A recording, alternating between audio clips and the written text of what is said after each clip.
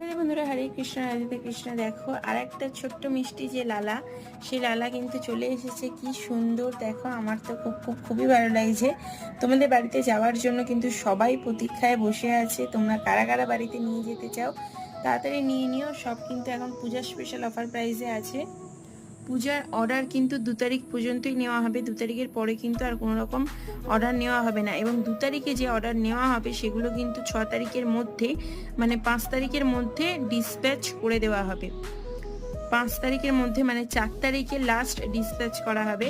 4 তারিখের পরে কিন্তু আর কোনোভাবে ডিসপ্যাচ করা হবে না।